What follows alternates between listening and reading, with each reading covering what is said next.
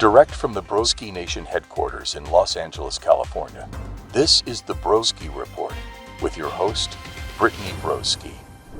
Hello, team. Can everyone listening, guys, can we take a second? I want you to inhale for 4, hold for 4, out for 4, okay? Just do it I don't care if you feel stupid. Just do it. Inhale. Hold for 4. Out for 4. Feels good, right? I took a yoga class. I learned that. Okay, guys. What a week. There's a lot to say. I know that there is probably an expectation for me to come on here and wax poetical, wax philosophic about the state of the country and about the election results and about where it leaves us, as a nation, as a fractured society, where it leaves us as we head into the holidays, where it leaves us as we stand with our friends, our family. And I want you to know that, as we all know, I am only human, and I'm grieving this in a way that it's personal, but not unrelatable. And I just want to share a message that kind of is necessary, and I hope it brings a bit of comfort to you. I just want to say that, in these times, the idea of a chosen family is something that in the gay community is one of the most important concepts.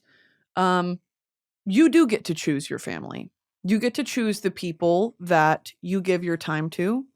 And just because you are blood related to someone does not mean they're deserving of your time and appreciative of your time. And it doesn't mean that they deserve your light. I want to emphasize that right now, all we have is each other. It's a very scary time for a lot of people in a lot of different states. And to add insult to injury, it's this sort of, not only are you grieving the loss of basic human rights in a lot of areas of the country, you're being made fun of. That is hard in a lot of ways. Where I feel like this negging and this poking is very one-sided. And we live in a reality, unfortunately, that even if the election would have gone a different way, it still would have been equally as polarizing and equally as vilifying and demonizing. And I'm going into this holiday season and into 2025 and the next 4 fucking years with this mentality of divisiveness has been the goal, and they've succeeded. And whoever they is, it's people on both sides. It's people just in power. Divisiveness is the goal, because a unified American people, so much could be accomplished. I just want to emphasize the necessity of unity within your community, the people who love you, and I mean really love you, who voted like they love you. It's now time to be with your people and to do work offline. Do you know what I mean?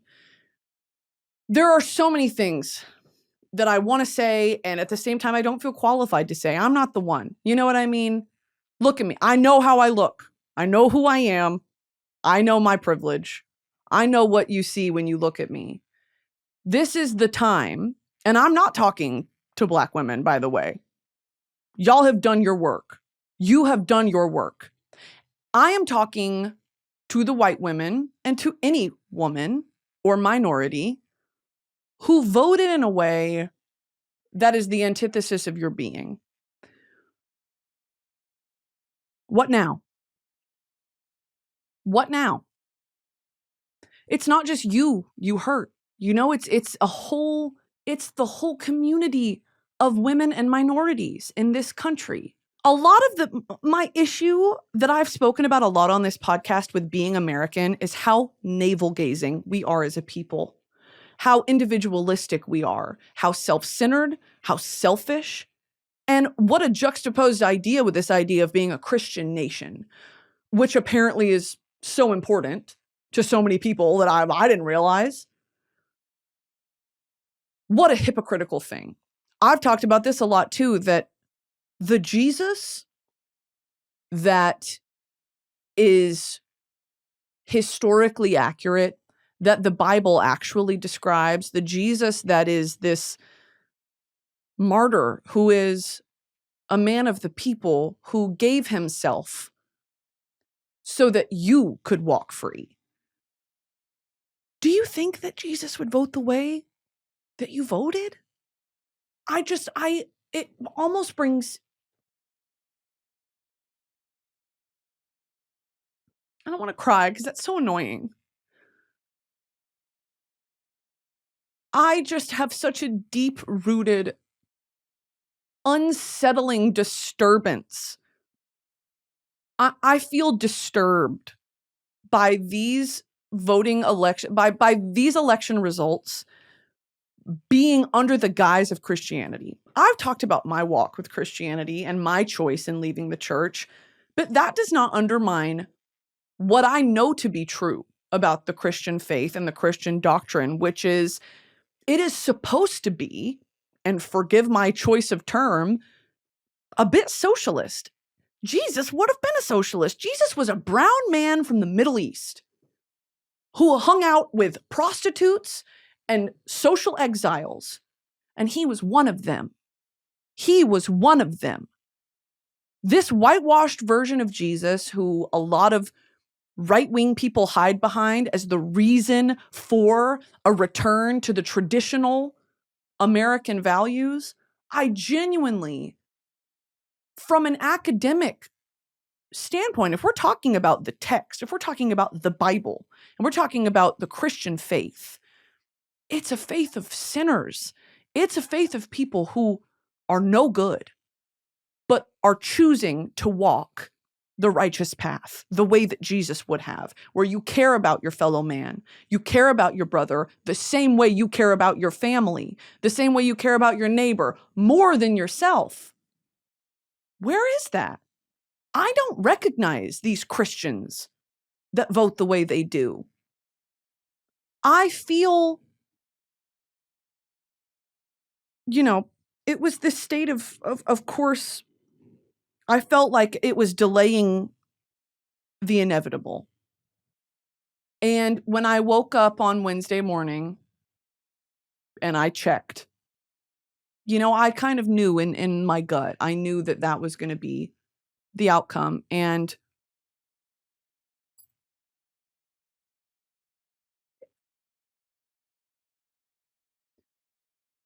I think all of Wednesday, for so many people, was just a day to mourn.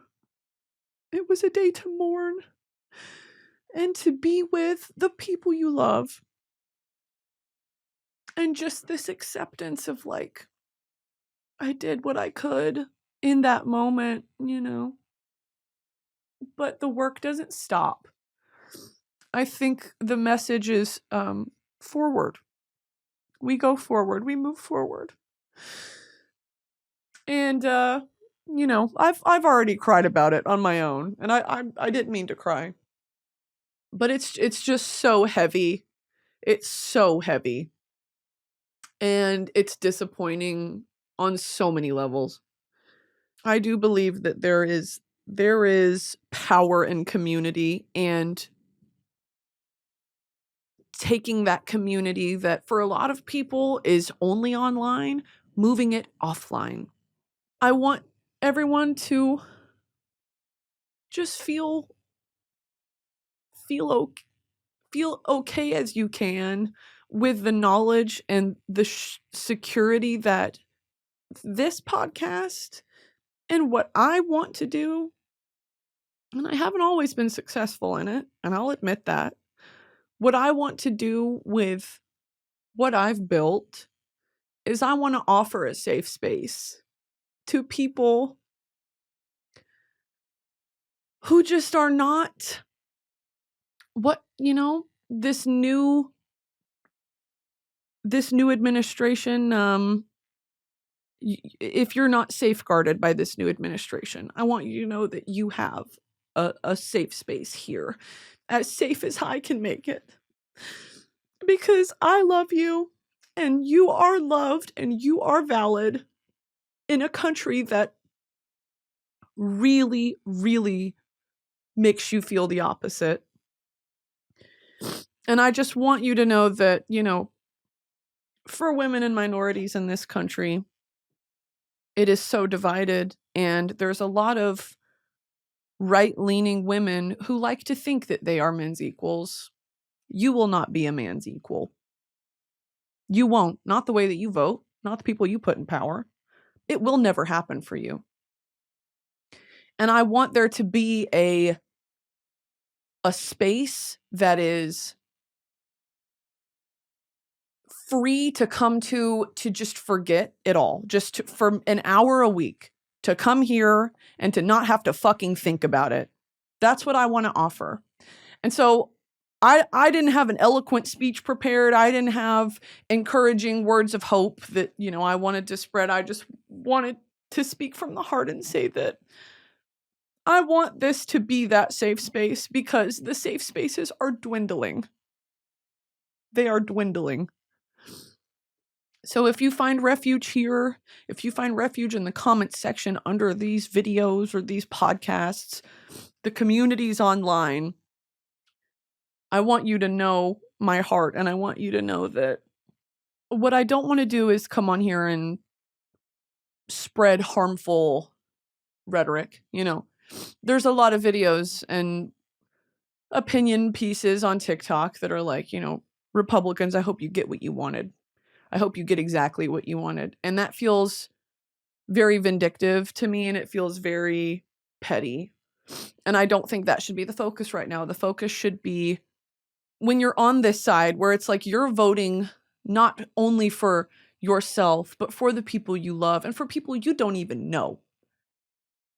I want that to extend into this idea of rising above and being the bigger person and hoping for an America that one day will be free and equal, and one day will be unified, and one day will be an America that I will feel proud to be from. Because the more we regress like this, the more that freedoms are stripped from people in a country that so values liberty and freedom, the more power we give to a government that does not care if we live or die, it feels like we get farther and farther away from that goal. And it's just heavy. It's just really heavy. But I will not give up hope that will be where we end up one day. So I just want everyone to know that if you listen to this podcast, and if you are a woman or a minority of any kind, I want you to feel safe here.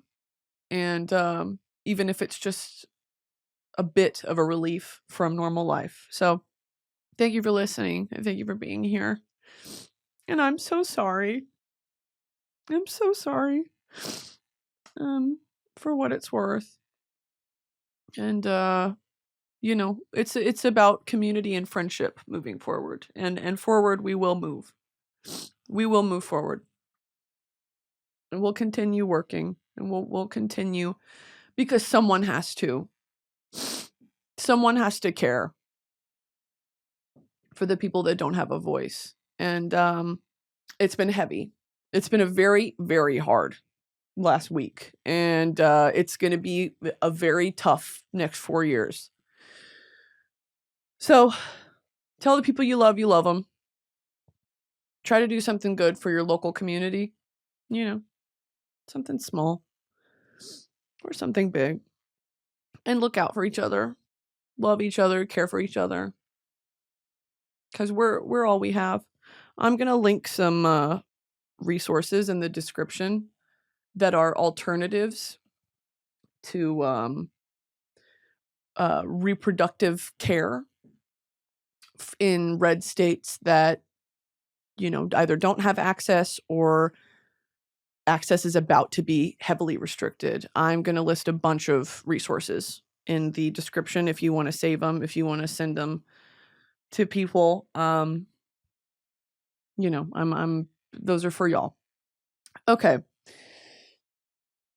Stop crying. Let's get serious. I went to the Wicked premiere. And, well, I went to the Wicked premiere. It was a beautiful event. I think it was a little clusterfucky, and that's fine.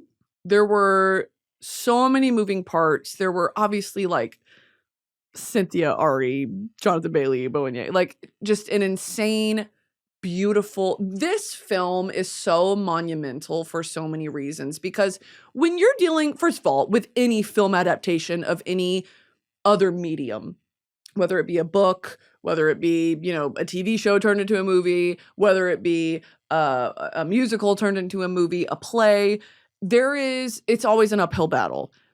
That piece of media always has a cult following. Wicked, probably number one. It has such a loyal cult following for obvious reasons. If you've never seen Wicked or you're not familiar with it at all, I would say Wicked is a story of the underdog, and it's about being falsely represented, inaccurately represented, and it's a very topical story, and I think it is always relevant, but now a little bit more than normal. And the cast did such a good job honoring the story, the original portrayals, while, of course, bringing a new life to it. The soundtrack, it was just done with such care. And you can do things in film that you can't do in a Broadway production. And it was so neat seeing Oz, the Wicked version of Oz, not so much like the Judy Garland Wizard of Oz, having the school, Shiz University, like brought to life, and being able to go into it, and even like the Yellow Brick Road and all of these things, having them come to life in a way that was modern, like with the modern technology that, even in the 50s, 40s, they couldn't achieve. It was amazing. It stirred a lot of emotions and anxieties and criticisms and all the, whatever.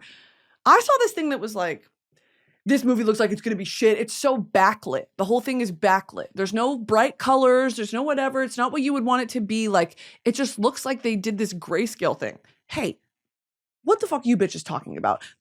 I will always say this. The internet is so off the mark. Always. All the time.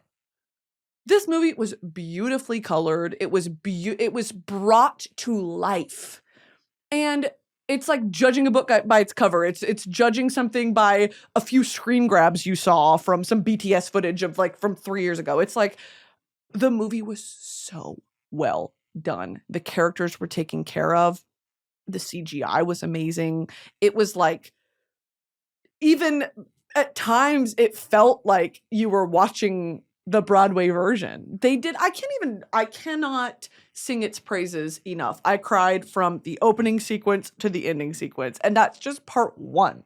We get a part two, which very, very, very, very, very, very excited for part two. But yeah, it was amazing. The event was a lot of fun. Watching people just, inherently it is political. It is political to embody the spirit of Elphaba, to be like, you want to make me the motherfucking villain, bitch? Watch.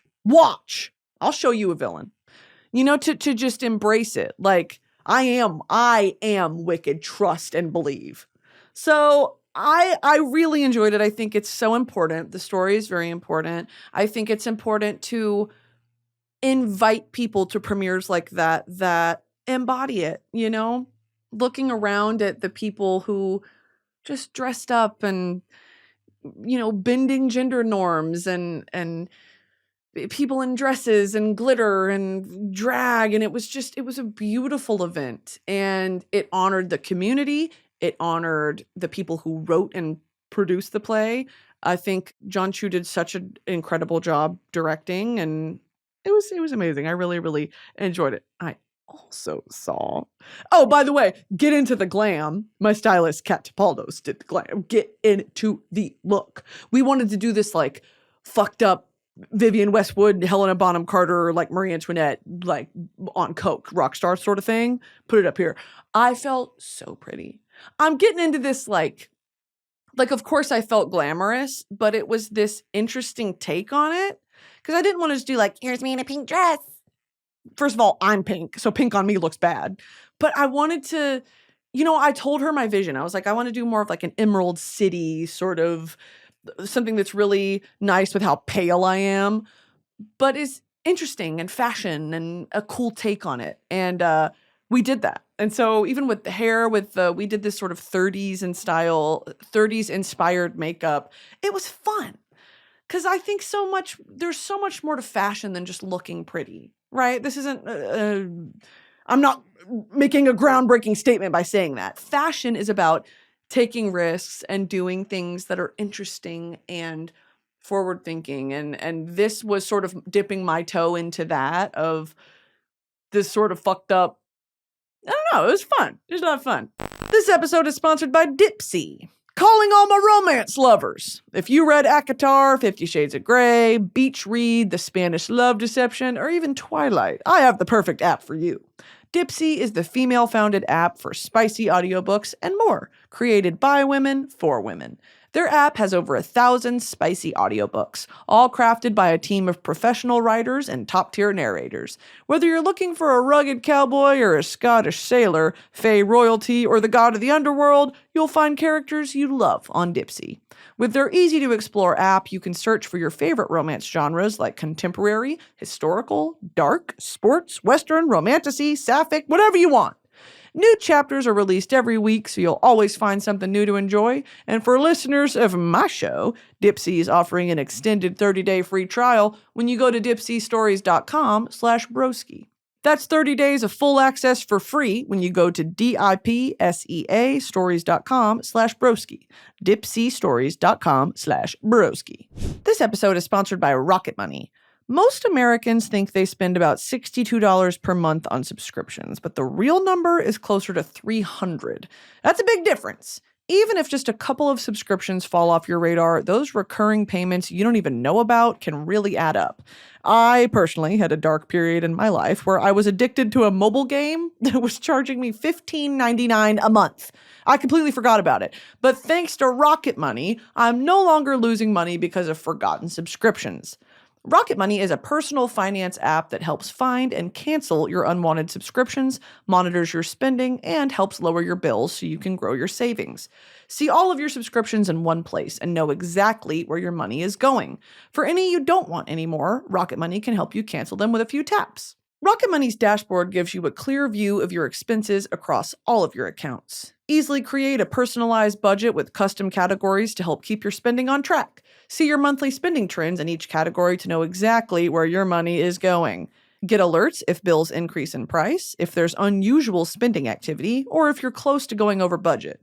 The new Goals feature automatically saves money for you without you having to think about it. Whether your goal is to pay off credit card debt, put away money for a house, or just build your savings, Rocket Money makes it easy.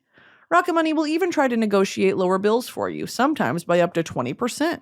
They automatically scan your bills to find opportunities to save. Then you can ask them to negotiate for you. They'll deal with customer service. Rocket Money has over 5 million users and has saved a total of $500 million in canceled subscriptions, saving members up to $740 a year when using all of the app's features. So stop wasting money on things you don't use. Cancel your unwanted subscriptions by going to rocketmoney.com/BroskiReport. That's rocketmoney.com/BroskiReport. rocketmoney.com/BroskiReport. Speaking of premieres,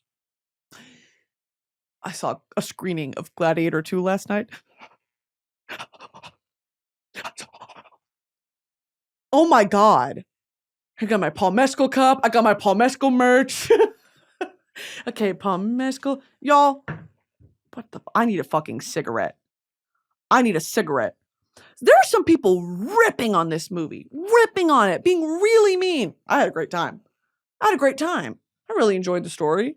I think that following up such a cult classic like the original Gladiator, which honestly influenced an entire generation of people, if not specifically young men, the movie is, I think it pays a great homage to the original film and the original IP, while bringing a new young face to the franchise. And also Pedrito, hello Pedro Pascal. I really enjoyed it. I thought it was great. Josephquin, terrifying. Hi. He's fucking terrifying in this movie. Anyway, God, I really enjoyed it, and it just makes me so, I love that shit. And you want to know something too? There are some parts in there where I found myself nerding out, and I was like, this is insufferable. I feel insufferable. There are certain parts in the movie where I was fact checking. Like, it's a movie. This isn't a documentary. It's not a National Geographic recreation of Roman times. But, we're watching, and I'm like, there's one scene where one of the senators has a newspaper. Printing press wasn't invented yet. Do you know what I mean? Like, why is there paper that looks like the Associated Press? Like, why are you reading the Huffington Post in freaking Roman gladiator times? That was one where I was like, what the fuck? Another one was in the Colosseum when they're showing some of the crowd, like during the gladiator fights, or, when they do the famous, like, mercy, no mercy, and then they all cheer, the emperors make the decision, whatever. There are women in the crowd. Hey, that wouldn't have happened. And if it would have, they would have been in the fucking nosebleeds. Women and children sat all the way up top, usually baking in the sun, unless they had the sun umbrellas overhead.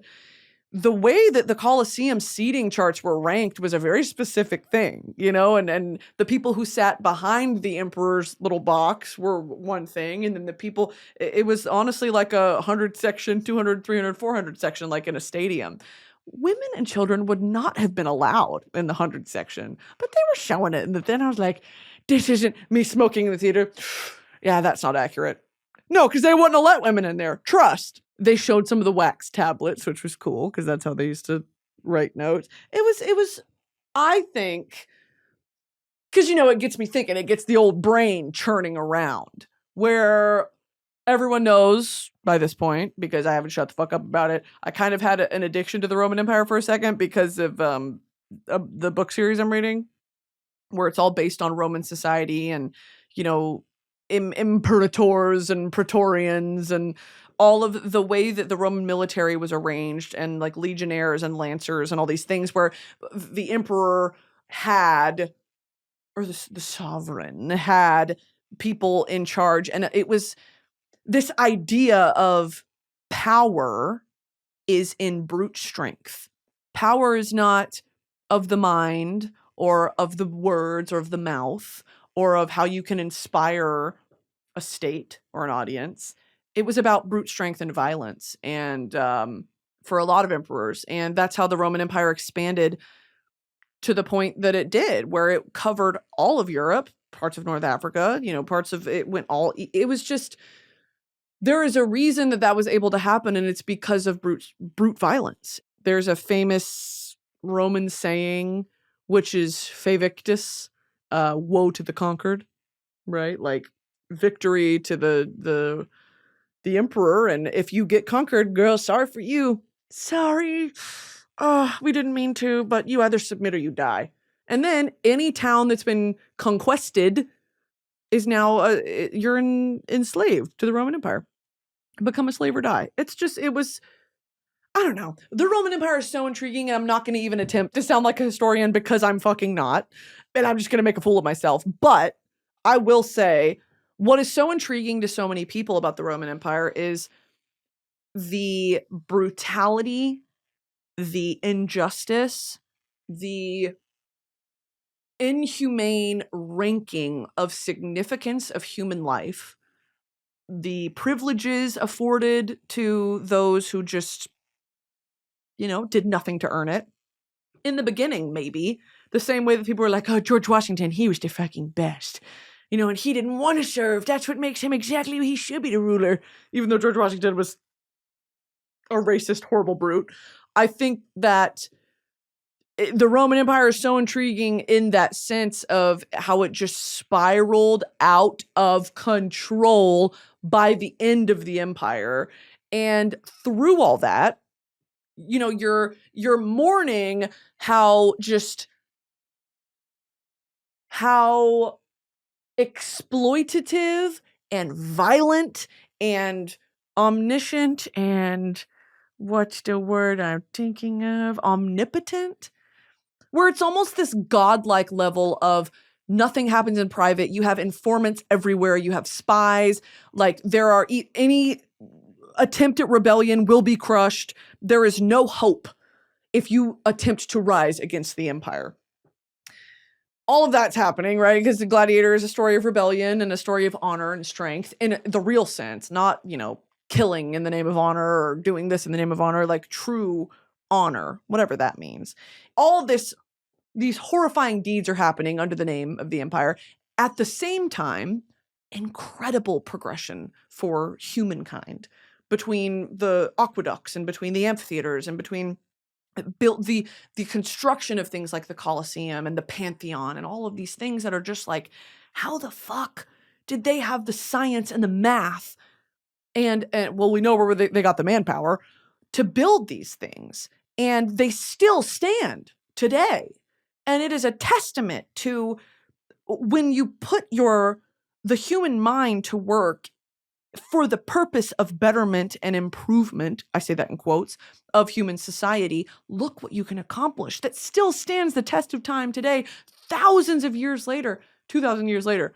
So it's like, both things can be true at once, right? Here is this horrible, exploitative, brutal empire with lasting and notable achievements for all of humankind, and both were happening at the same time, and you cannot discuss one without the other.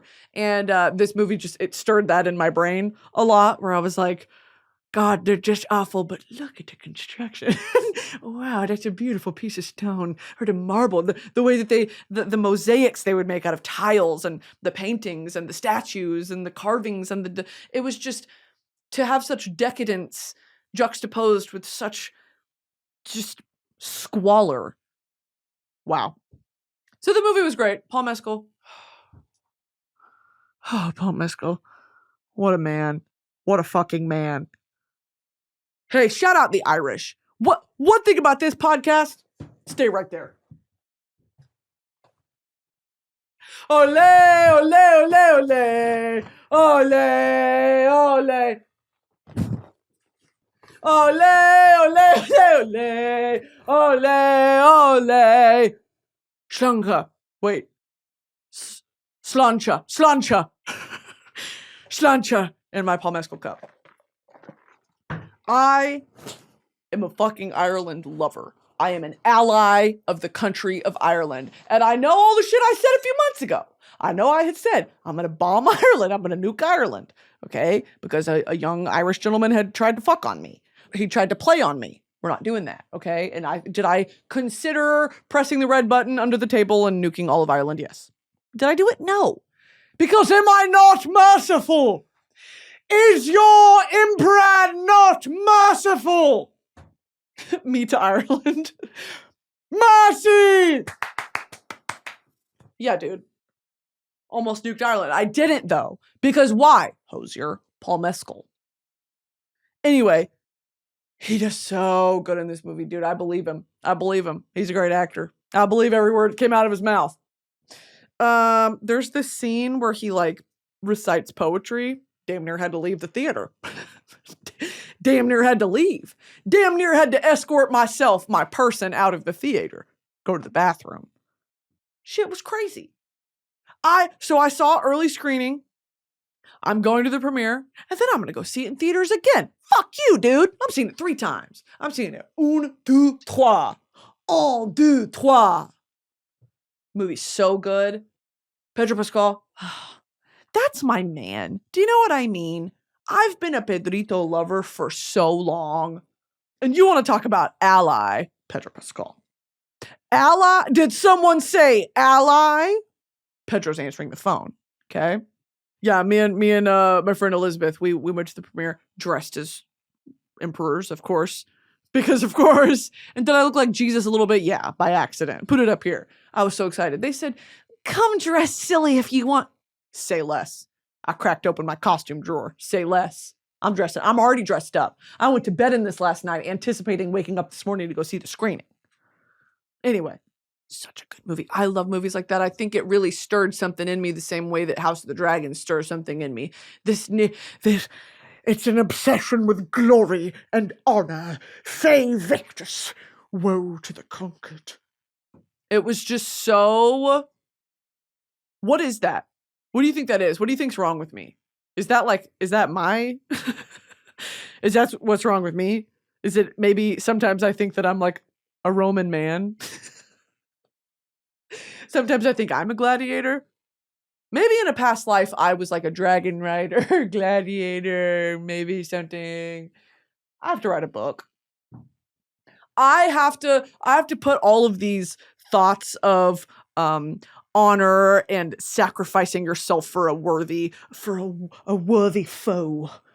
All that swirling around in my head, dude. I was born to hold a sword. Hold on. Doesn't this look right? Doesn't this look right when you see this? Are you not entertained? Halt! Stop right there! Those who stand before me, prepare to die. Right? This feels so natural in my hand. And there's like a lion on the end of it. Is it a lion? What would my house sigil be? My sigil? Do y'all remember Brother Bear? You remember the movie Brother Bear? Hold on, let me sheath my sword. Shing. The movie Brother Bear, the DVD, had this little quiz you could take. Do y'all remember this? A little quiz you could take where you could find your spirit animal. It was like a BuzzFeed quiz that you would take it, and it was like on the menu, you could do it. And you would select all these, like, what's your favorite element? Like water, earth, wind, sun, whatever. And I did all that, whatever. At the very end, salmon. Salmon? I wanted to be a wolf. I wanted to be an eagle. The fuck do you mean I'm a salmon? I was pissed off. A salmon? Also, I was 10. I couldn't pronounce salmon. Salmon? I don't want to be a salmon. I want to be a wolf, baby. And the dumbass quiz on a Disney movie said I was a salmon. I'm not a salmon. Stop, I'm not. I'm not a salmon. I hit the wrong button. I wasn't. Had a meltdown over it. Hated that. Now that I am a voting adult, I am of legal drinking age, I pick my house sigil. And my house sigil is a dragon. It's a sick-ass Welsh dragon. Actually, maybe it's not a dragon. Actually, let me take a quiz. What is my house sigil animal? What is your coat of arms animal? Hell yeah. If this says salmon, I'm literally going to have a crash out. Someone has broken into your house. What do? Beat them up, call the cops, set a trap. Ooh. Okay, are we lying or are we being... Is this who I think I want to be or who I really am? I'm calling the cops.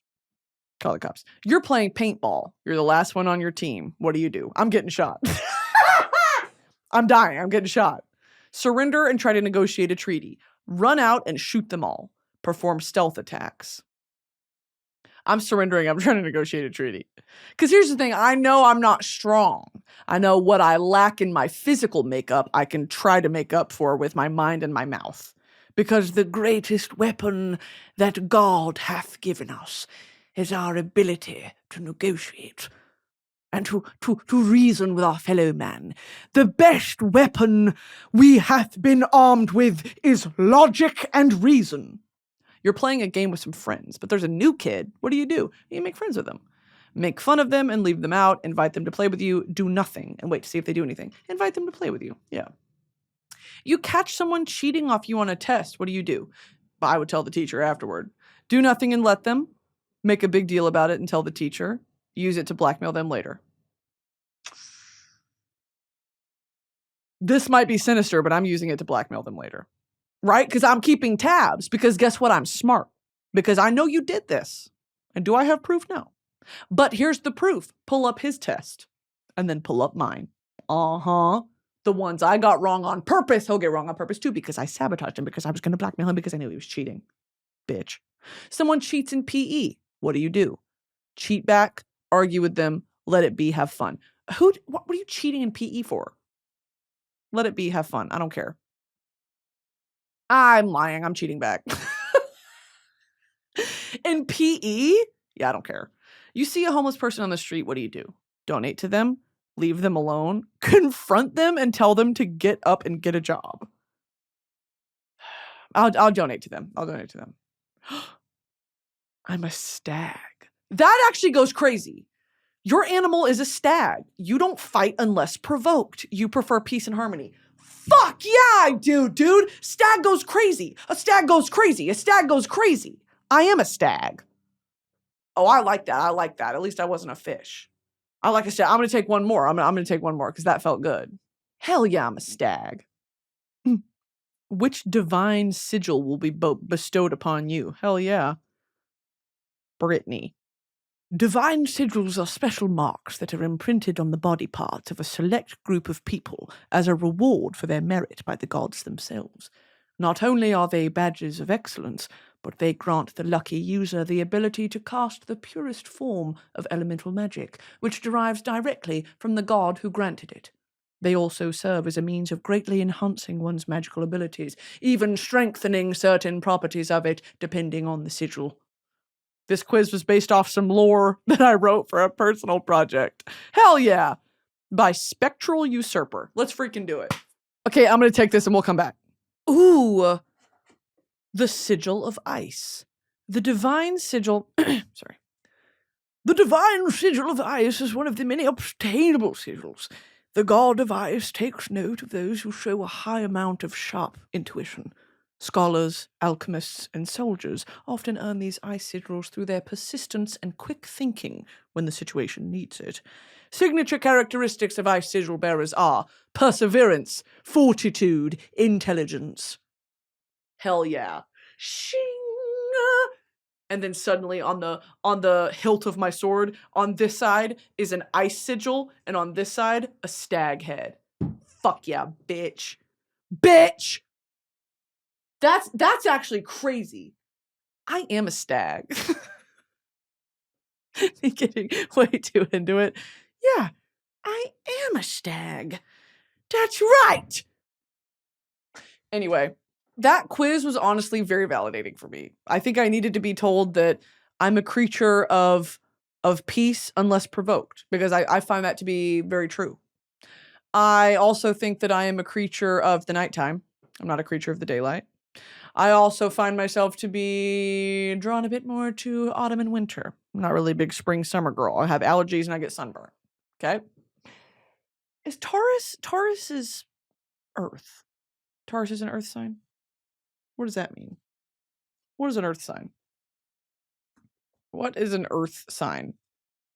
Characterized by being grounded, practical, and focused on the tangible aspects of life, embodying stability and a connection to the material world. Essentially, they are considered the builders of the zodiac.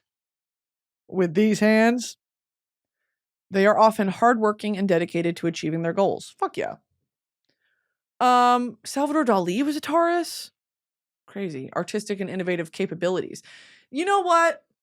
I talk a lot of shit on astrology sometimes. Actually, not that much. I think astrology is very interesting, and it honestly gags me a little bit how accurate it is sometimes, because I'll read for Taurus and I'm like, okay, relax. Damn. Oh, okay, relax. Like, it's really accurate. And sometimes I think that I'll read a horoscope or I'll read a descriptor of what a Taurus, the characteristics can or should be, default. And I often think, is this a version of myself I have not come to know yet? Is this something that maybe in the future I'll tap into someday, where as I mature a little bit, as I level out, maybe in my 30s, in my 40s, in my 50s, different personality traits will take over. Whereas maybe I was a bit more bullheaded in my youth, I'll get a bit more open and whimsical and curious in my older age, because I think that's the thing. More than anything, if I was reading my own personality chart, right? If I didn't know me and I was reading myself, I think that there's an innate desire to be seen as deeply intellectual and to be respected as such, as someone who is smart. But there's a little monster, a little tiny monster in my brain that is like, you'll never be that, and you are not that, and that's wishful thinking. But I think also part of it is being humble enough to realize that there are always going to be people way smarter than me, and that there's always something to learn. That is the gift of life, I think, is you will always be a student. We're all students of life, and you never stop learning. And to think the greatest mistake you can make as an academic or a scholar or an intellectual of any sort is to think that you know it all, or to think that you've learned all there is to learn, or that you've seen enough and you've developed your opinions and that's just it and they'll never change. If only we were so concrete. If only the human psyche was so, we crave certainty and we crave stability, and the true testament is letting go of that idea that you've learned, all there is to know, or you understand how things work. The world is always changing. Things are always happening. I'm always in situations. I think that's it, is you can never be too confident in your worldview and in how you understand the world as it is. So I don't know. I don't even know what the fuck I'm talking about. That's something that I think about a lot, is I always want to stay open and curious. And when I start to feel like if I have a hard opinion on something that's serious, not whimsical or some pop culture thing, but sometimes the pop culture stuff lends itself to, is this really how I feel about people? Or why am I passing such harsh judgments on someone I've never met, on someone who is presenting one way online, who people post online for a multitude of reasons? We know that rage baiters exist. We know that people involve themselves in controversy to stay relevant. We know that people they act out, they behave in outlandish ways to be in the zeitgeist, to be in the cultural sphere where people are talking about them. And for some people, you have to do that. For other people, it's not your inclination. It's not my inclination. And I don't know. I know people behave in a lot of different ways for a lot of different reasons. And to act like I know why, or that I understand it, or that I can group all these people into one thing, or group, people in my family or my friends or strangers I don't know, or someone I see on the street, I can pass a judgment on them, which I find myself doing every single day against, my better nature. I want to change that about myself. And I think that being back to this idea of being an intellectual is acknowledging that there are things that are not for you to understand, but it's important to ask questions. Does that make sense? Maybe that's this thing of like being rooted and grounded, accepting that you don't know everything and you won't know everything, but staying open and curious to learning. That's very important to me. And it's something that I find myself straying from. And it doesn't feel good when you stray from that. When I find myself being really judgmental or really critical, which I can be, I always want to reroute and come back onto this straight and narrow of everyone has their own journey and everyone is struggling with things. And who am I? Who am I to really think me better than them? To think myself better than them, or think myself, I've got it all figured out. Why can't they? It's not that hard. And then I lay in bed at night and I'm like, but I don't have it figured out. I don't want to be a salmon because I'm not a fucking fish in the water. I think I really did click the wrong answer, bro. I'm a stag. Anyway, I want to share with you guys some of my November favorites. This episode is sponsored by Factor. Notice how the days are shorter, but your to-do lists aren't? Power through your busy days with Factor's no prep, no mess meals. From breakfast to dinner and anything in between, Factor has easy, nutritious options to keep you fueled and feeling your best. Don't let shorter days slow you down. Stay energized with America's #1 ready-to-eat meal delivery service. Factor lets you do you. Choose from 6 menu preferences to help you manage calories, maximize protein intake, avoid meat, or simply eat well balanced. Because Factor's meals are chef prepared and dietitian approved, you're going to love not only how Factor's meals taste, but how also they support your goals. And check this out. Factor is cheaper than takeout and dining out. Put the money you save towards holiday shopping or reaching your financial goals. Find guilt-free comfort foods like home-style chicken and gravy and loaded potato pork chops, feel-good vegan options like sweet potato and chickpea curry, and globally inspired flavors like Peruvian shrimp and red pepper cauli grits. Stay on your A game with quality ingredients you can trust and quality you can taste in every one of Factor's fresh, never frozen meals. Use your time more efficiently. So important during these dark months. Let Factor take shopping, prepping, cooking, and cleaning up off your daily list of things to do. Head to factormeals.com/broski50 and use code broski50 to get 50% off your first box and 20% off your next month. That's code broski50 at factormeals.com/broski50 to get 50% off your first box plus 20% off your next month while your subscription is active. My November favorites. Give it up for my November favorites, guys. Seriously. These are just random. They're in no order and they mean nothing, except they mean everything when you think about it.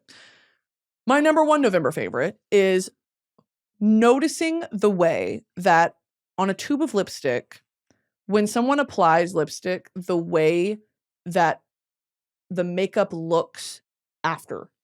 You know, like the shape of different lipstick heads, the way that different women apply it. Some women apply it like top down, where it's just a rounded stub. Some people try to keep that slanted cut of the product, and then it forms to their lip. Pull up this thing I'm talking about. Put it up right here. The way that women apply their lipstick differently, or not just women, anyone applies their lipstick differently. I think it's one of those things of a little quirk of how humans are and how beautifully different we are, and what it means. You know, all those psychological analyses of what this is, of how we do our handwriting, of how we tie our tennis shoes, how we hold our forks, how we hold our pencils. It's just all these things that we were taught, quote unquote, in a uniform way, how to do this in school, you know, how to hold a pencil, how to whatever. But things just develop. Our personalities come out and they are shown in all of these unique ways. And you'll find other people who do it the same way as you. It's one of those things. I've been addicted to that recently. I follow this girl on Instagram who does like get ready with me's, and she wears the same lipstick every day. I love that. A creature of habit. I'm addicted to that. And she'll always be like, I'm wearing this color today. And when she pulls up when she, twists it up, it's got that divot in it because it's the way that she applies her lipstick, and I'm addicted to it. Okay, anyway. Number 2, kitchen knives. Okay, I'm really still on my Anthony Bourdain kick, kitchen knives, taking care of them. I've got a set of McCook knives, and it's a classic chef's knife. It is a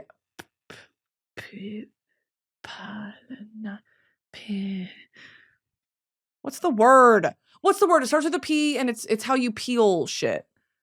Different chef knives.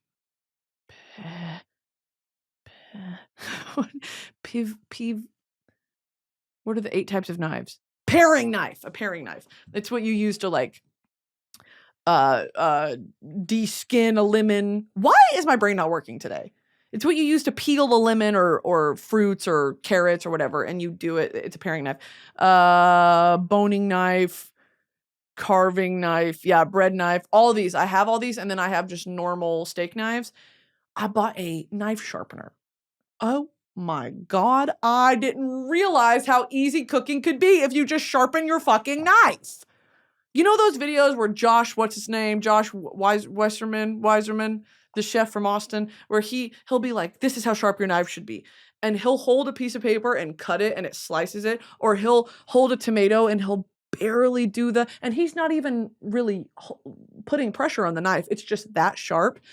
My shit, if you tried to cut a tomato with my knives before I sharpened them, it squishes it completely down, ruins the vegetable. I truly was like, there has to be a better way. It makes me not want to cook. I sharpened them. Amazing. Changed my life. That's number 2. Number 3, bar method. I'm still doing bar method, that workout class.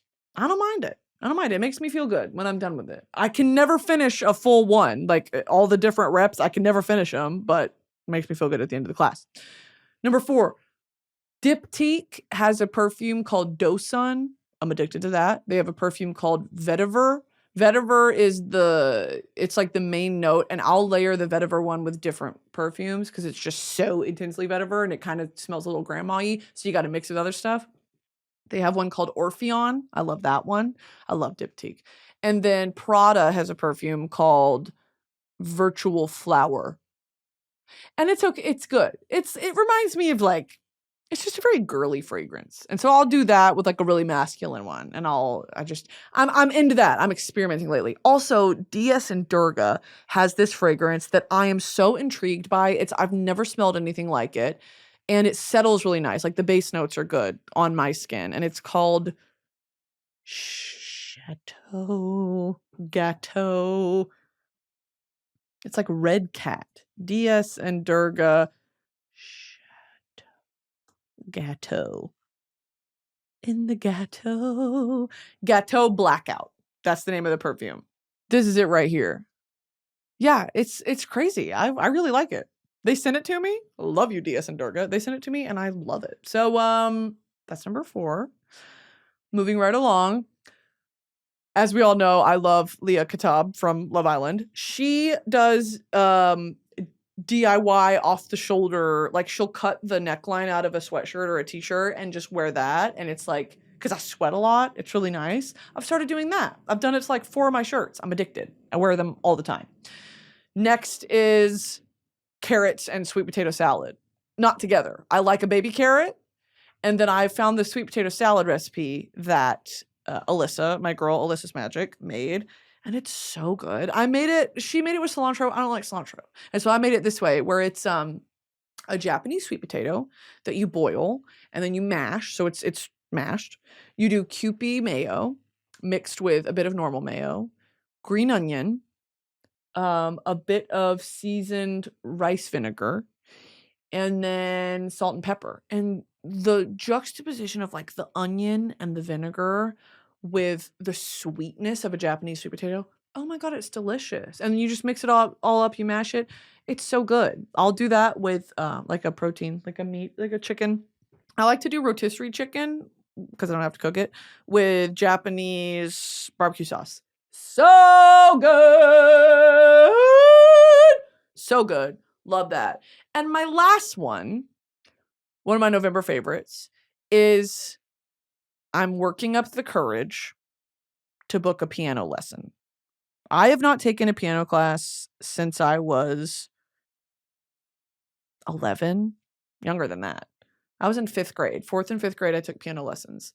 I did it in high school. I took a class like through the school in high school where I would just basically read the sheet music and teach it to myself. The instructor didn't do bullshit. He didn't help me at all because we'd have to go up and perform in front of the class. He wouldn't correct my timing. He wouldn't correct anything. He was just like, fucking good, 95, next. I want to take a piano class as an adult because there are some songs I know how to play by muscle memory. And there are some songs that if you gave me 3 hours, I could get through 1 page of sheet music. It wouldn't be to the right timing. It wouldn't be a correct play of it at all. But I could figure out the notes and I could try to memorize, a few bars, maybe a few lines. I really want to get back into it. I also think it'll help my brain think better. I think I did too many edibles this year. My memory loss is bad. I don't know what I did. My memory loss is bad and it makes me feel stupid and it makes me feel slow and like I can't keep up and communicate the way that I used to be able to. And I fucking hate it. I hate it. I'm going to stop doing edibles. And I want to start taking piano lessons again. I'm sticking with my Spanish. I still do my Spanish lessons. And I'm reading more. And it feels good. And, it's about the little things. I don't even get into the 4B movement. Fucking, yeah, I'm doing that. Hey, yeah, I'm part of it. Especially after this fucking election. So it's things like that where, okay, we made it. We have completely decentered men, other than paulmescal. We have completely decentered men in a way that my decision making, my life, my career, my body, the way that I spend my time, what I look at, none of it is centered around men anymore. And it is so liberating. Like, we finally made it. And in all this time I have now, look at all the things I can do. Look at all the things I want to do. Where in the past I've been like, I don't really, but there are more important things. Now I'm like, no, actually, for me, what's really important is taking a piano lesson and sticking with it. So I want to start doing that because I that's what little me would have wanted, and it makes me feel smart, and it's fun. It's fun to play an instrument and be like, I went from not knowing how to, these are just like black blobs on a piece of paper with lines on it, to I see and hear the beautiful music that is on this page. Do you know how, like, that's going to make me cry? You see the world in a different way. Like, when you see the music and you hear the music and you make the music. Wow, that's really beautiful. That's what I want to do. That's what this new year is about. I want to make the music. Okay. Those are my November favorites. So my homework for you guys is to make your own November favorites. And I don't mean products. Some of them can be products, fine. Okay, the perfume and the fucking whatever, those are products, fine. I mean, what are your favorites? What are your things, your concepts, the things that are bringing you joy that you never paid attention to before, that it's a new thing you've discovered you like? Pay attention, be mindful in your life. Find out the things that you like and the things that you don't like, and avoid the things you don't like. I'll leave you guys with, of course, all the links in my description and a song of the week, which feels also incredibly relevant. It's Empire Now by Hozier. I'm addicted to the song. I have been since he released this little post-album EP. This song is about the future and how it's dystopian and how, I wouldn't save the world. Like, things are going so bad, I wouldn't save the world. Let it burn. Sort of thing. It's very like, to sing. I don't know if I echo the sentiment. I think it's a very poetic, cinematic take on the way that we're, like, climate change and everything, how we're burning this world to ash. And it's very easy to take this removed, dismissive, petty approach of like, I don't give a fuck. Burn me down with it. Like, I'm not saving this world. Of course, that's one side of the way I feel, right? It's easy to lean into that when you feel so overwhelmed by, does no one else see that the world is on fire? That we're on fire with it? That's one side of it. The other side, of course, is unbridled and undying hope that we will make it out together. Two sides of the same coin. Okay, love you guys. Subscribe to this YouTube channel, please. If you want Broski Report merch, you can go to broski.shop. If you want a muumuu, you can go to broski.shop. The muumuus are very comfortable. It's wintertime, okay? Christmas is coming up. You want to get your boyfriend you want to get your man friend a little muumuu so he can free ball in it. And a bright pink polka dot muumuu. Okay. I think that'll do it for me, team. Loving you. And we'll see you next week. Bye.